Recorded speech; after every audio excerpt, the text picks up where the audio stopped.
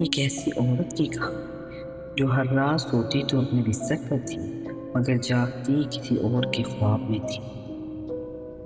پرانے زمانے میں بھارت کے ایک چھوٹے سے گاؤں کالی گھاٹی میں ایک عورت رہتی تھی جس کا نام سائرہ تھا۔ وہ خاموش طبیعت کی اکیلی رہنے والی عورت تھی۔ نہ اس کا کوئی شوہر تھا نہ بچے۔ لوگ کہتے تھے وہ پہلے شہر میں رہتی تھی مگر ایک حادثے کے بعد اچانک اس گاؤں میں آ بسی۔ سائرہ کے گھر کے سامنے ایک پرانا برگد کا درخت تھا جس کے بارے میں مشہور تھا کہ رات کے بعد وہاں سے گزرنے والا کبھی سکون سے نہیں سوتا۔ لیکن اصل راز درخت نہیں سائرہ تھی۔ ہر رات سائرہ ایک عجیب بات محسوس کرتی۔ وہ سوتی اپنے کمرے میں مگر خواب میں خود کو کسی اور کے گھر میں پاتی۔ کبھی کسی بوڑھی عورت کے گھر، کبھی کسی بچے کے کمرے میں، کبھی کسی اندھیری حویلی میں۔ شروع میں اسے لگا یہ صرف خواب ہے، لیکن ایک رات سب بدل گیا۔ وہ خواب میں ایک آدمی کے گھر پہنچی۔ آدمی رو رہا تھا اور بار بار کہہ رہا تھا مجھے بچا لو، وہ آ رہی ہے۔ اچانک دروازہ زور سے کھلا، ایک سیاہ سایہ اندر آیا اور پھر سائرہ کی آنکھ کھل گئی۔ اگلی صبح پورے گاؤں میں خبر پھیل گئی کہ گاؤں کا ایک آدمی رات کو پراسرار موت مر گیا۔ سائرہ کے ہاتھ کانپنے لگے کیونکہ یہ وہی آدمی تھا جسے اس نے خواب میں دیکھا تھا۔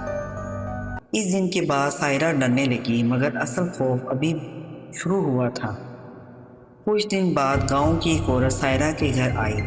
اس کے چہرے پر خوف تھا۔ میں نے کل رات تمہیں خواب میں دیکھا۔ سائرہ چونک گئی۔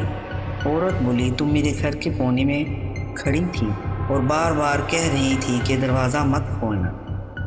پھر کیا ہوا؟ سائرہ نے دھیمی آواز میں پوچھا۔ عورت کے ہاتھ کانپنے لگے۔ میں نے دروازہ کھولا اور باہر کوئی نہیں تھا مگر صبح میرے شوہر غائب تھے۔ اب گاؤں میں چہم گوئیاں شروع ہو گئیں۔ لوگ کہنے لگے کہ سائرہ منحوس ہے، وہ خوابوں میں آتی ہے اور موت ساتھ لاتی ہے۔ بچے اس کے گھر کے پاس سے گزرنے سے ڈرنے لگے۔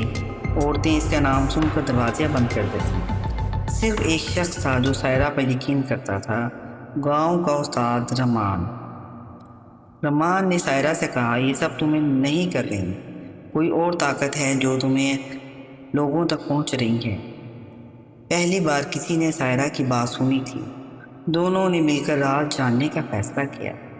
اسی رات سائرہ نے جان بوجھ کر سونا شروع کیا تاکہ وہ دوبارہ اس خواب کی دنیا میں جا سکے۔ آنکھ بند ہوتے ہی وہ ایک پرانی حویلی میں پہنچی۔ دیواروں پر جلتے دیے، لمبا سناٹا اور دور کسی عورت کے رونے کی آواز۔ سائرہ آہستہ آہستہ دروازے کی طرف بڑھی۔ وہاں ایک کمرہ تھا بند۔ دروازے پر خون سے لکھا تھا جسے سب بھول جائیں وہ خوابوں میں واپس آتا ہے۔ سائرہ نے دروازہ کھولا۔ اندر ایک عورت زنجیروں میں بندھی بیٹھی تھی۔ اس کے بال سفید، آنکھیں سیاہ اور چہرہ جل چکا تھا۔ وہ عورت سائرہ کو دیکھ کر ہنسنے لگی۔ آخر تم آ ہی گئی، تم کون ہو؟ سائرہ نے کانپتی آواز میں پوچھا۔ عورت بولی میں وہ ہوں جسے اس گاؤں نے زندہ چلا دیا تھا۔ اچانک سائرہ کے دماغ میں تصویریں چمکنے لگیں۔ پرانا گاؤں، چیختے لوگ، آگ اور ایک عورت جسے چڑیل کہہ کر زندہ جلایا جا رہا تھا۔ سائرہ خوف سے پیچھے ہٹ گئی۔ نہیں، یہ نہیں ہو سکتا۔ عورت زور سے چیخی تم بھی وہاں تھی۔ سائرہ کی سانس رک گئی۔ اسے یاد آنے لگا پچھلی زندگی میں وہ اسی گاؤں کے رہنے والی تھی، وہ اس عورت کی دوست تھی۔ مگر جب گاؤں والوں نے اس عورت پر جادوگری کا الزام لگایا تو سائرہ نے خوف میں آ کر اس کا ساتھ چھوڑ دیا اور وہ عورت جل کر مر گئی۔ مرنے سے پہلے اس نے بددعا دی تھی تم ہر رات لوگوں کے خوابوں میں بھٹکو گی جب تک میرا سچ دنیا کو نہیں بتاؤ گی۔ سائرہ چیختی ہوئی نیند سے جاگ گئی۔ اس کی آنکھوں سے آنسو بہنے لگے۔ اب اسے سب یاد آ چکا تھا۔